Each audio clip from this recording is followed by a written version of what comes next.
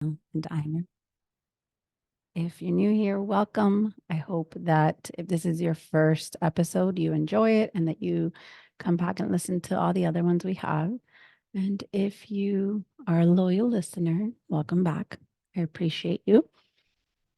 Uh, so last episode, I said that I was no longer going to be saying, oh, I'm going to do this weekly or, oh, I haven't recorded in a while, because truth is that this is something I enjoy doing.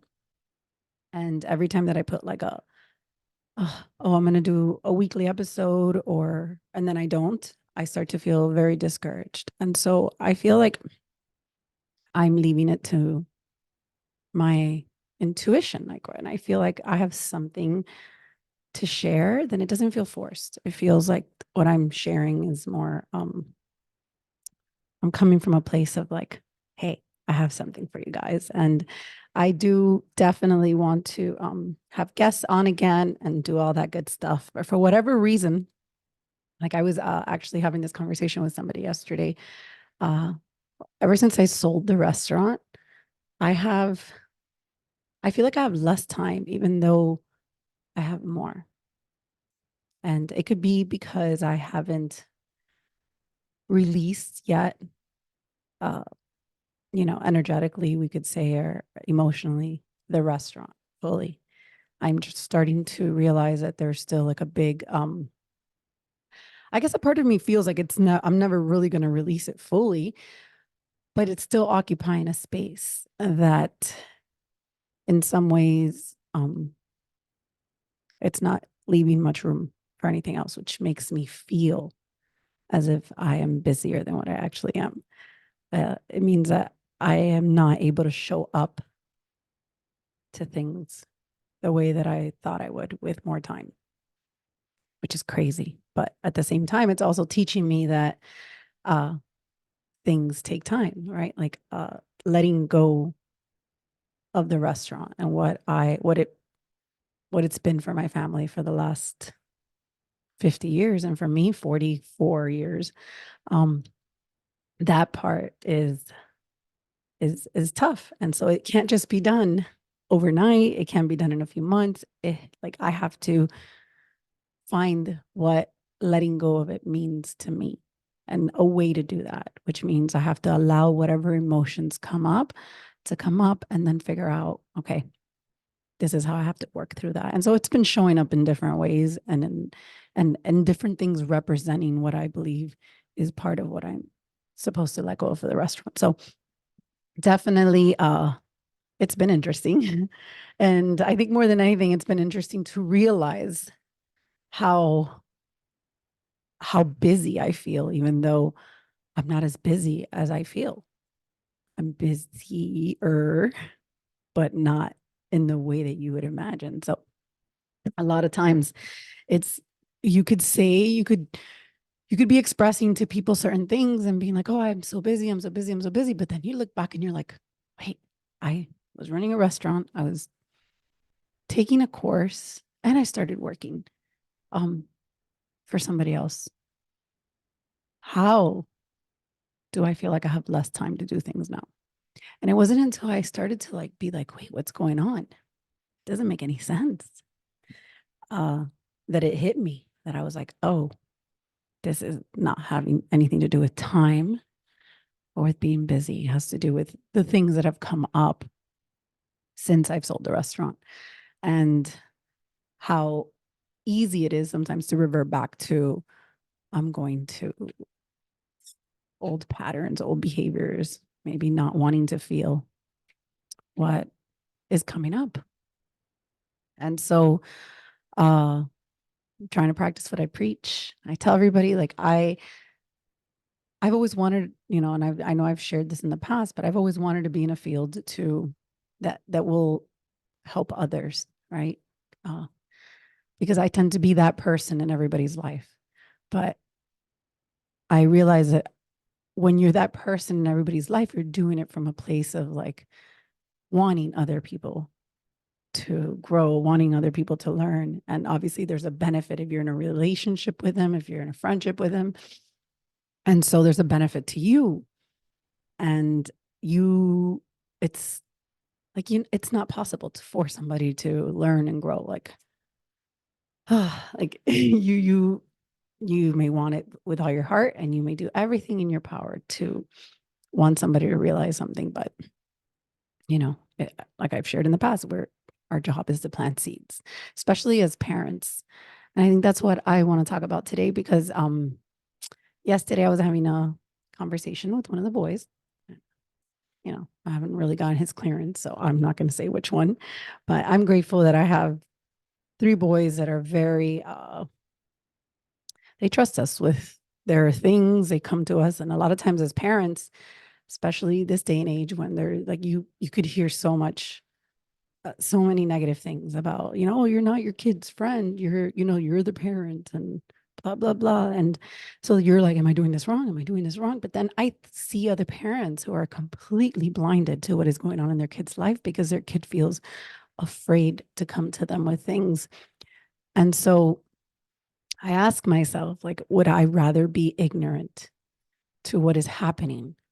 Right. Because I don't necessarily agree with all the things they come to me with. Right. It's not like I'm like, oh, yes, I 100% think that it's not the case. It's not like, but I'm also not going, you need to get out of the house. I will not, like, I'm not doing that either, because I know what it's like to grow up with parents who shelter you too much, and how no matter what, not absolutely everybody goes through this, but a lot of people do, where the more that you try to protect somebody, the more that they will find a way out. And then that way out, sometimes they're not sharing with you because they're afraid, of your reaction. They're afraid of, not getting,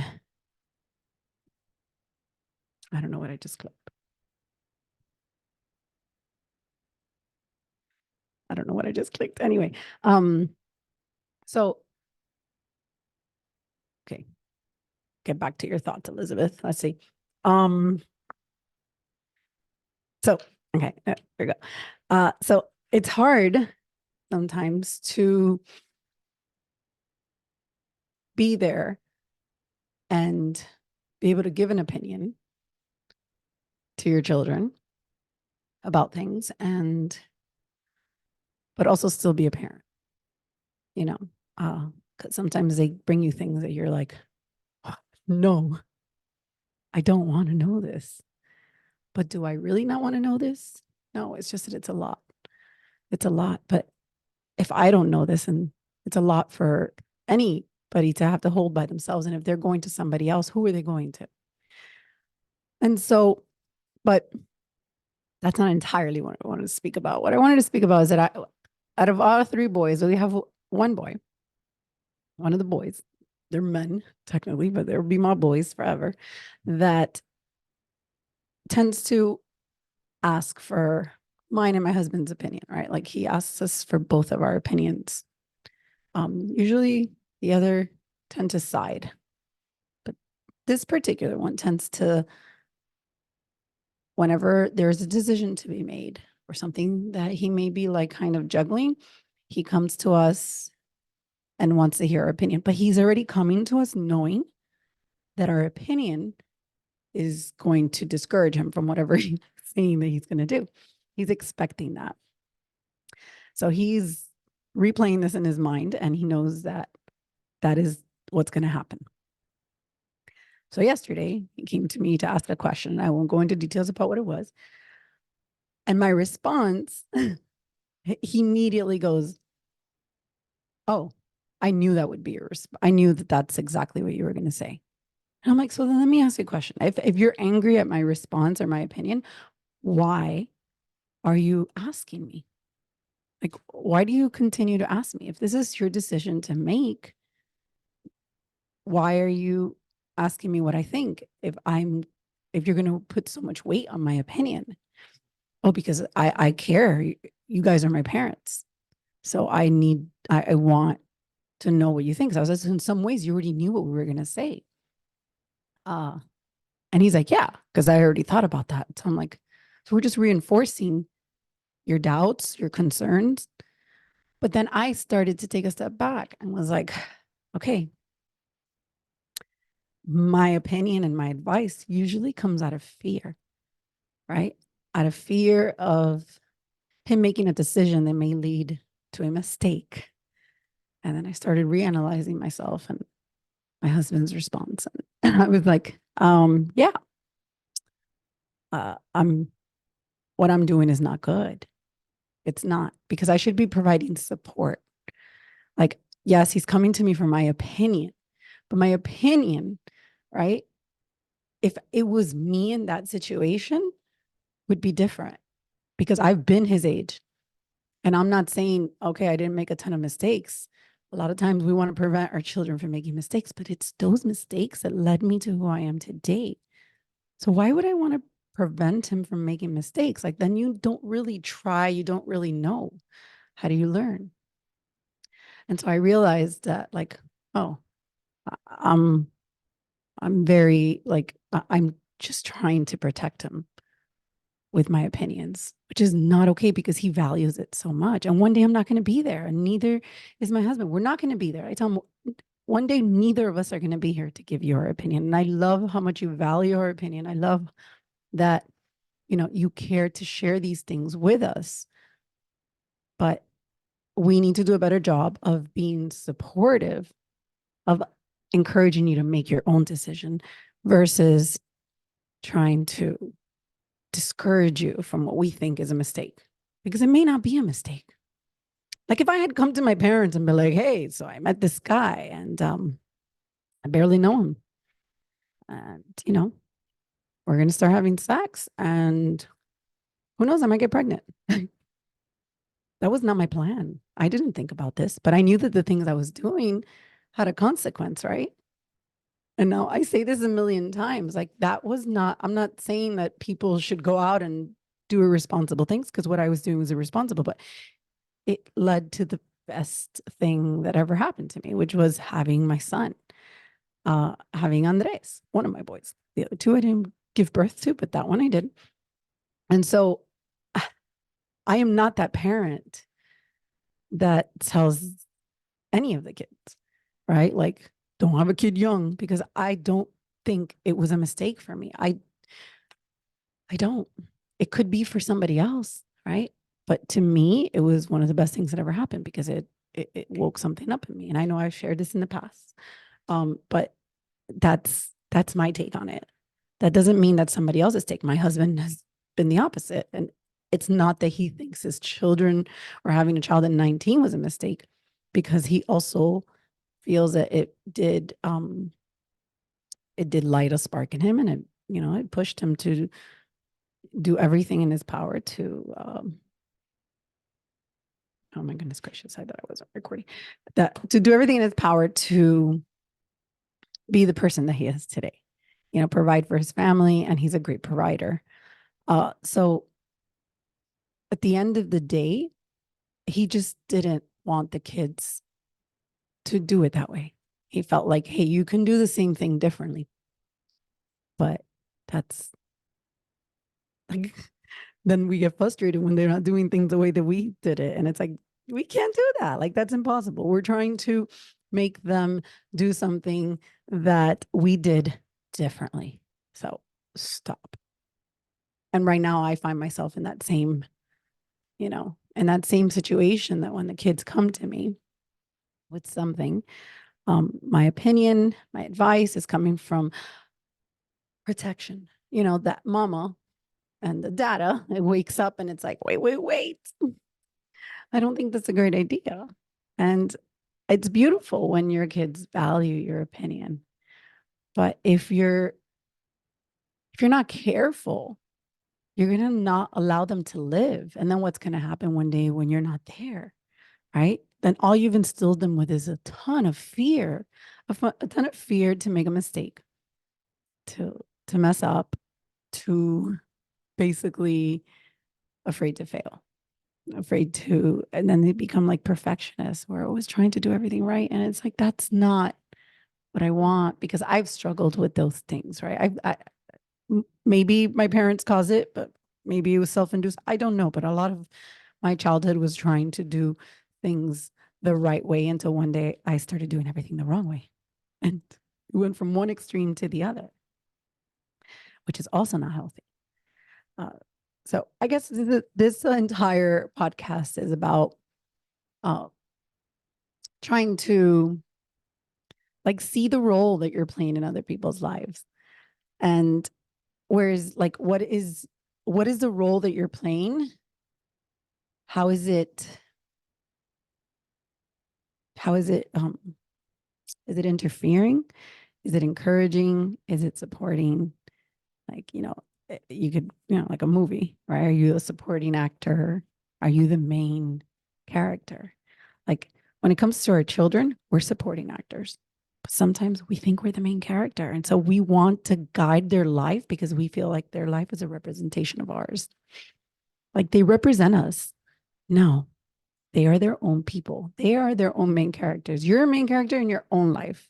Having that child, that was a main character moment, but it was never about what they do representing you, because you can raise two kids exactly the same way and they could be completely different because they are their own person.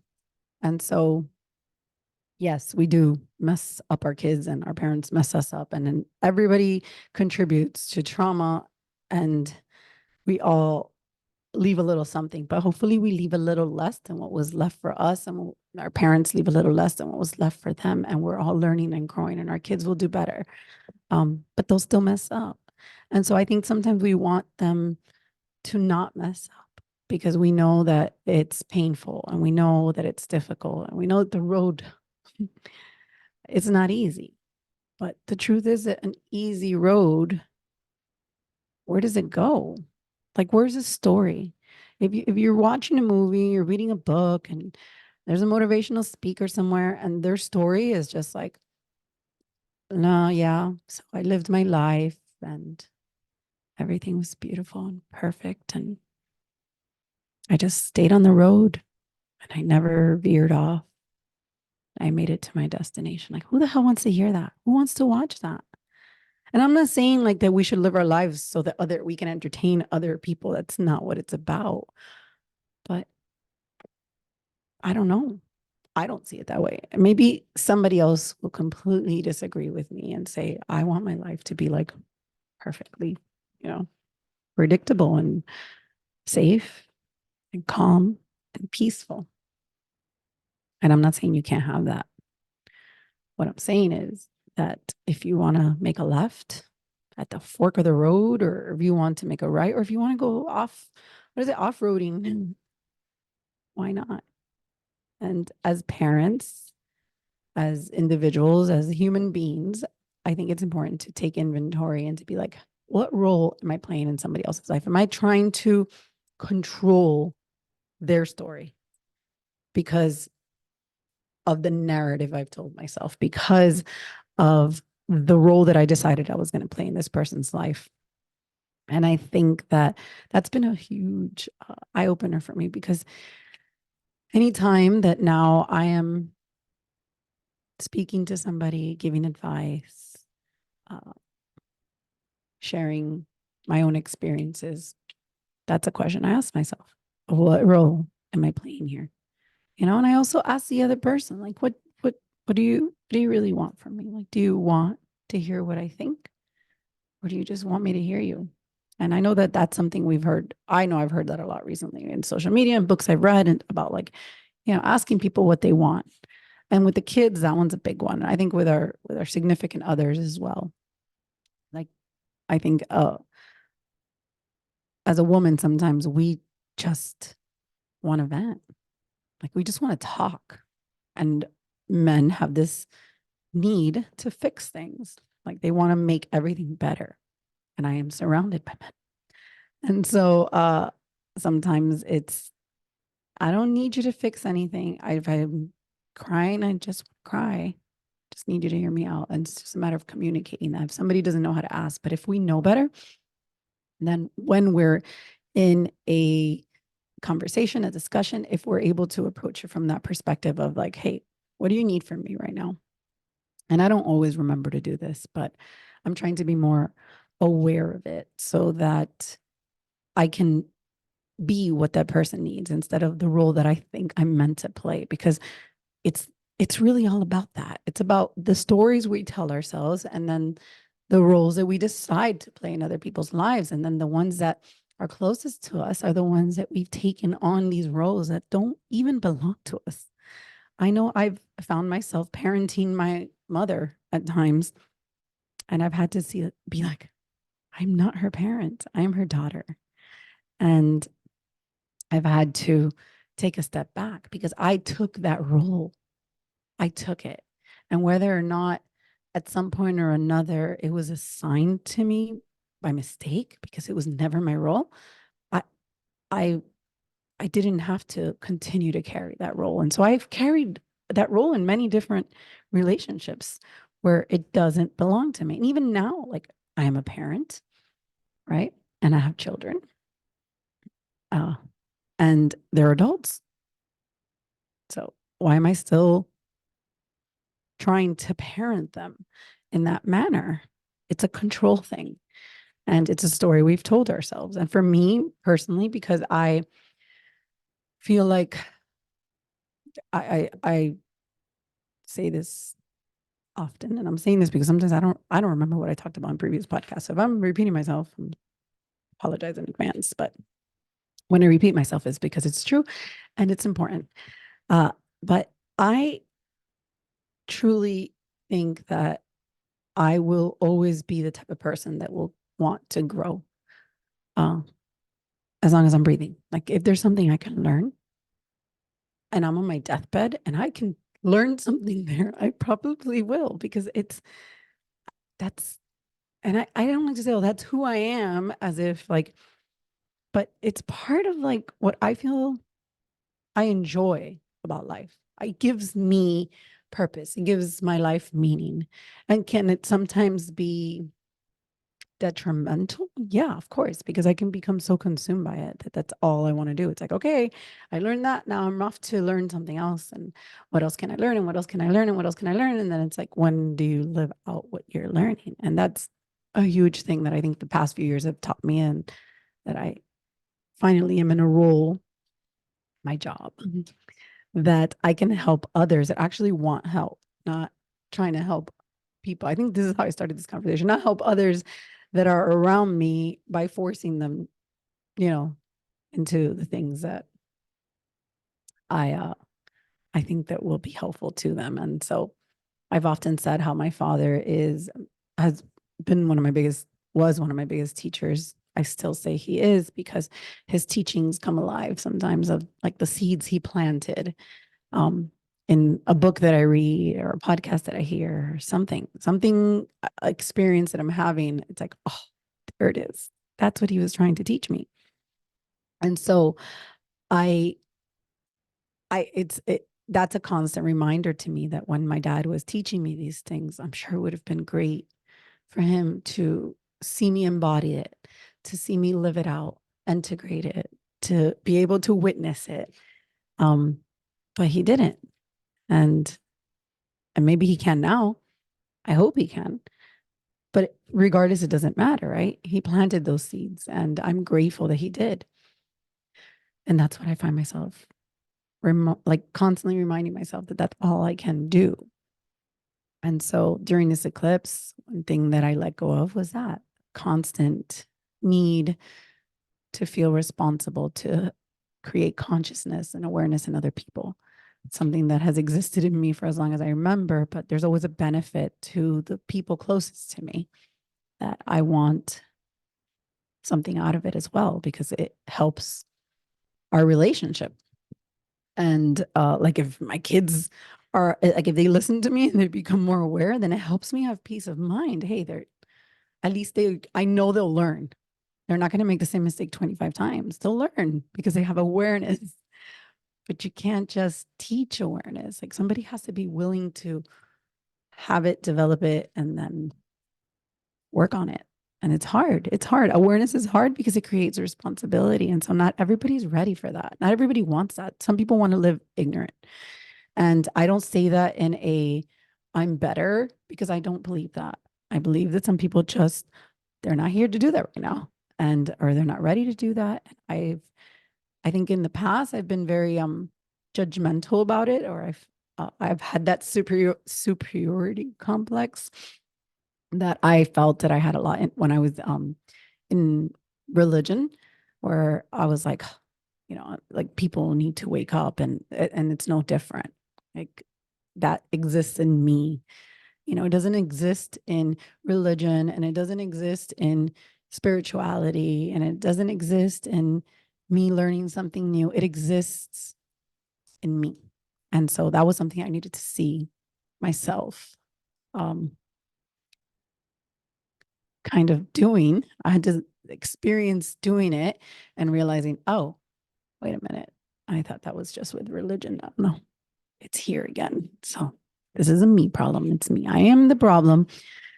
And once I saw that, I realized, all right, that's not who I am. That's not really what I believe. So if this is here again, then I need to do something about it, because um and that's ego. I mean, that's totally my humanity. That's my ego. But having that awareness allows me to now change that perspective and change that belief, because obviously it exists in me. It came from somewhere, and I've fed it enough to where it wakes up whenever I feel like I know better. Like whenever I'm doing like really healthy eating, like I just think to that's so bad for your brain. When I stopped drinking, oh my God, I still can be such a pain in the ass.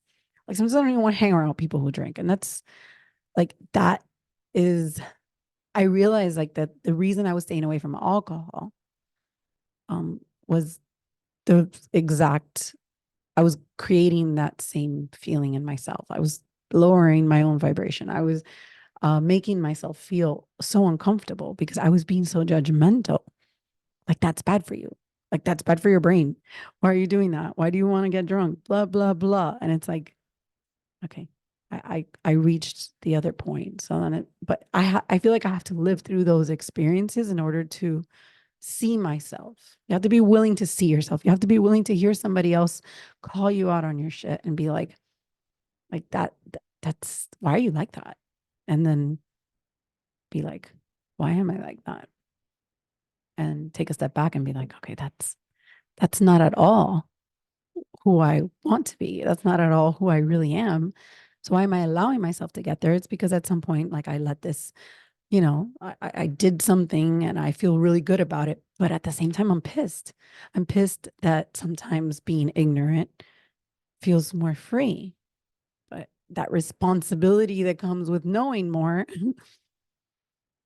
like it's almost like I'd rather be ignorant, right? In those moments of like, I don't want to care about this. I want to just do whatever I want. And so that becomes jealousy, that then becomes anger, or like I am concerned about other people and the things that they're doing to themselves. This is why sometimes like I used to get really mad when people would tell me that like hypnosis and Reiki and all that it's all against God. It would really bother me when somebody would say that. But then I realized, okay, they're coming from a place of they genuinely are trying to protect me from something that they believe is evil, is wrong. It's not of God. And so I started having more compassion and understanding for when people approach me with that, instead of just like becoming so like rejecting it. Because it did trigger me, because at one point I did think all these things were wrong. I believe these things are wrong, and I don't. I think there's good and bad in absolutely everything. So it's taken me a while though to get there. And so at the very, very beginning, anytime somebody would come to me with that, it was really hard for me to feel that, like that I know that they're coming from a compassionate place. Instead, I felt like they were just being judgmental. But that judgment exists in all of us. So it's no different. It is no different how, you eat healthy, you do a big change in your life, and you want to encourage others. You want others to do it, but it's also because you don't want to feel alone. And what I realized is that like a lot of the work that I've done has it's almost like I have fast forwarded a lot of my growth. And sometimes it feels like I'm alone. I'm in an island all by myself because it's like, it's not that I don't have people that understand me. It's that at times I feel like people don't fully understand me because they can't. Like somebody can maybe like be like, oh, I get that. But nobody is really going to fully understand me because this is my path. This is my journey. And what I'm going through is unique to me. And so, and that's, I think, one of the big lessons that I've had is that I have this deep desire to connect, this deep desire to be seen, to be understood. And walking a lot like this path that I've been walking has felt very lonely, extremely lonely, because um, nobody else is gonna know exactly what I'm feeling, what I'm going through, and sometimes I crave that, I want that, and this is why I understand why doing like finding your tribe and living in community is so important because we were not created to live alone. We were not created to not do life with others, and that's the one thing that I do miss about church, right? Is that um, I just felt like my growth was it was not happening there. There was a lot of there's a lack of authenticity, and I can't really say. I mean, I do think a part of it was others, but I also didn't try. Um, so I never gave anybody the opportunity to react. I think I just automatically assumed that people would react negatively to my like my doubts, my concerns, or the things that I wanted to talk about that I felt were more real than just pretending that everything was perfect. So I never really gave anybody the opportunity because I felt like I would be judged. And so therefore, and I think that fear came from myself because I was doing the same thing. And so let's see, I think I went in a circle. I think the whole point of this is uh, what role? I think that's a question I'm going to leave you with and see where it takes you. Like, what role are you playing in the lives of those around you? What is the story you're telling yourself about what your role should be? And check yourself, give room, allow people to feel safe enough to call you out because you know what? I'm grateful that I've allowed the boys to call me out, you know, because if yesterday when I was my if our kid didn't have that freedom to feel okay and comfortable telling us, I knew you guys were going to respond like this, right? Like I immediately was like, why the hell did you tell me then? Like, why are you here sharing this? Like that was my reaction. But at the same time, his reaction did cause me to do some like, okay, like it made me do some more digging because he said that every single time recently that he has come to us with like, and it's usually around the same thing, right? It's something that is presented to him and he wants to do it. And then our response is immediately like, that's not a good idea. That's not a good idea. We don't think you should do that. And this is why blah, blah, blah, blah, blah, blah, blah. And we list the things and they're things that are legitimate. It's not like we're giving him things that are not. So I'm not saying that our advice is bad, but our advice is also preventing him from failing, from making a mistake. It's trying to just protect him. When in reality, if he is meant to make a mistake and learn from it, what better time than now? Like, why wait, 10 years, 20 years when we're not around to then start making mistakes? I don't know. It's my opinion. I could be completely wrong. I love the fact that our kids are able to call us out on our crap, that they feel safe enough to come to us with things that decisions, important decisions in their lives. And I think that sometimes when you have that level of trust with somebody, you shouldn't take it lightly. Like like I think it comes with this sense of like I should value this enough to not manipulate it, right? To not manipulate it to where I feel like what I'm doing is the right thing. Like the advice I'm giving is gonna make him make the right decision. Like I'm trying to control a situation. Whereas I don't know. Maybe I'm wrong. And if I'm wrong, because if he is coming to an opinion, because that's what I told him that yesterday we had that discussion. I told him, well, would you prefer I lied to you?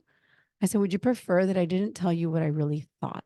Granted, I also said a lot of my opinions are coming from a protective, space. Like I'm trying to protect you from what I think could be a mistake. And so in some ways, I was like, if you're willing to make a mistake and you've assessed like that what you currently have is worth losing, right? Then at the end of the day, if you've made that assessment yourself and you feel I can take this risk, then why are you like, if you're asking me for my opinion, it's because there's a part of you that is not entirely sure that that's what you want to do. It's almost like, and if you know, right, if you know what our response is going to be, then chances are you won't be talked out of it. But is it his fear? Because what if making this decision is the right one? I have no way of knowing. I don't see the future. But my point is that we can talk ourselves out of anything out of fear. Oh, but that could have been a mistake. A lot of people, I'm pretty sure, when I got pregnant at 23 with a man that my parents hadn't even met, and that they thought I had made a huge mistake. Yeah, but it wasn't. Was it easy? Hell no. Was it the most difficult thing I've done in my life? One of them, yes. But it was also one of the ones that made me who I am today. So I say it again and again. We have our path. We have our road to walk. We have, I don't know, our destiny, maybe, our purpose. Maybe we don't. I think we do. That's how I like to live my life. Everything to me has meaning. Like I see a bird and I'm like, what bird is that? What is that bird here to show me? And I go to old trusty Google and find 25 different meanings to that bird. And I figure, the one that resonates the most when I see the time with the same numbers, like that's me. That's not everybody. But at the same time, uh, I also think that we should have more sense of responsibility and awareness and how we are giving advice. So I did tell him if he would prefer I lied, and he said no. But at the same time, I think the next time I told him, I was like, I realize that a lot of my advice comes from fear and, protecting you. So the next time, what I told him, I promise that I'll be more supportive. I'll ask, do you want to know what I think? Did you come to me for my opinion? Do you want my honest opinion? Do you just want me to support you and allow you to make your decision?